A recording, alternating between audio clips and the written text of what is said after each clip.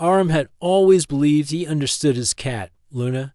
She was small, soft, and silent well, mostly. She meowed only when absolutely necessary, stared at him with big golden eyes, and tiptoed around the house like royalty. To him, she was simple, calm, predictable. But Luna's heart was much louder than her voice, and although she never spoke in words, she hoped deep inside those golden eyes that Aram could someday understand the secret acts of love. She longed for Dot. Luna had a habit every evening when Aram came home from work. She would run to the door, not meowing, not crying, just sitting there like a tiny statue.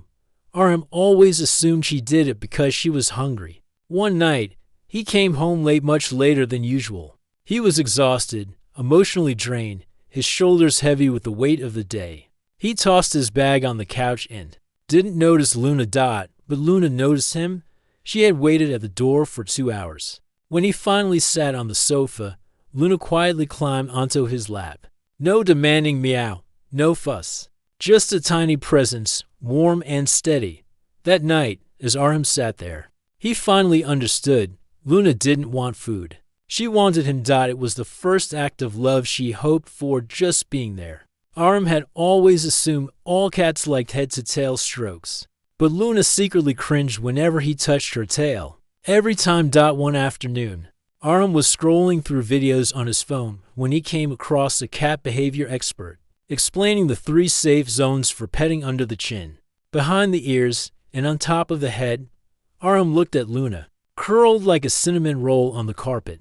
He reached out slowly and scratched her under the chin. Luna froze. Then she melted. Her eyes fluttered closed like petals. Her body sank into the floor, and she began purring a deep, rolling purr she rarely shared. That moment changed everything. For the first time, Aram realized Luna longed for touch, not careless touch, but caring touch, and so he learned her preferences, her signals, and her boundaries. In return, Luna gifted him the kind of trust only cats give when they feel truly loved. Luna was not expressive, but she had routines, deep, sacred routines. She liked breakfast at 8. She liked her window seat at 10. She liked her quiet corner at 3. And she liked watching birds at sunset. But Aram never noticed. Not really. His own schedule was chaotic. Some days he woke late, fed her late, played with her late, or not at all. To a human, it was no big deal. To a cat, it was a disruption in the universe. One morning, Aram overslept again. Luna sat right outside his bedroom door, silent, patient, but sad-eyed. When he finally came out, she didn't run to the food bowl like she usually did. She just stared at him. It hurt him a little. That day, Aram decided he would try something, a fixed routine. For her. Morning feeding, afternoon play. Evening cuddles, nighttime quiet. Within a week, Luna bloomed. She became more confident, more affectionate, more expressive. Her eyes sparkled, her steps got bouncier, and her purring became a daily soundtrack. Aram smiled one night and whispered, "I guess love is scheduled too, huh?" Luna blinked slowly, her way of saying yes. Luna was never destructive. She didn't scratch furniture. She didn't bite cords. She didn't knock things off shelves. Well, not often. But that didn't mean she didn't want to play. She just didn't know how to ask. One boring evening, Aram sat scrolling his phone while Luna sat on the rug, staring at a dust particle floating in the air. She pawed at it lazily as if wishing for something more exciting. Aram suddenly realized, when was the last time he played with her? He searched a drawer and found an old feather wand. He swished it once. Luna's eyes widened. He swished it again. Luna sprang, a tiny tiger awakening from sleep.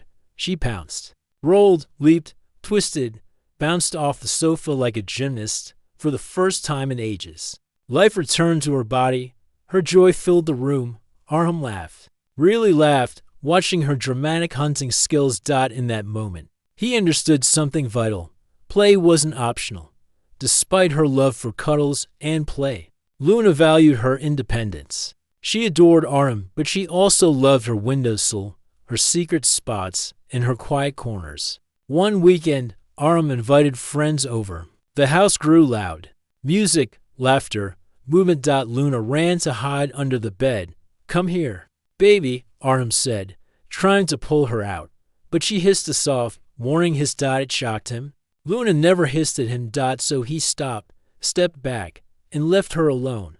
A few hours later, when the guests left, Luna slowly emerged, stretching like she had returned from an alternate dimension. She walked to Artem, rubbed her head against his leg, and looked up. Her eyes said, "Thank you for giving me space." From then on, Artem respected her quiet time.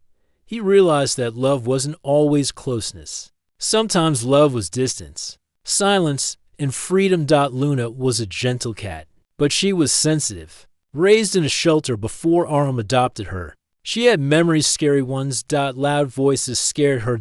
Sudden movements made her hide. Arguments, even if the TV characters were arguing, made her anxious. One day, Artem came home frustrated from work. He slammed a drawer shut. Luna bolted behind the curtains immediately. He sighed. He didn't mean to scare her.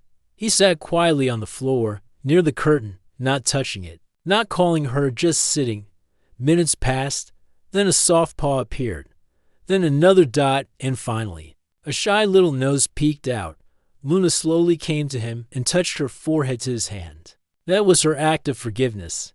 That was her act of hope. She was telling him, "I want a peaceful home, a safe home, a gentle home." And Artem promised himself he would give her exactly that, because emotional safety, he realized, was one of the deepest acts of love. Months passed. Artem and Luna understood each other in a way no words were needed. Their bond grew stronger, woven from presence, gentle touch, routine, play, space, and safety. One night, Artem sat by the window with Luna on his lap. The moonlight painted her for silver. Her purring vibrated through his chest like a slow heartbeat, and something finally clicked in him. Luna didn't need expensive toys. She didn't need gourmet cat food. She didn't need fancy furniture. She needed love delivered in 7 quiet acts she could never ask for out loud. Artem looked at her and whispered, "You're my little family." Luna lifted her head, blinked slowly, and purred louder. In that slow blink, Artem saw her deepest truth. A cat never says "I love you" with words. She says it with trust, with presence. With purrs, with her heart. And all she ever hoped was that her human would love her back in the same silent, gentle ways.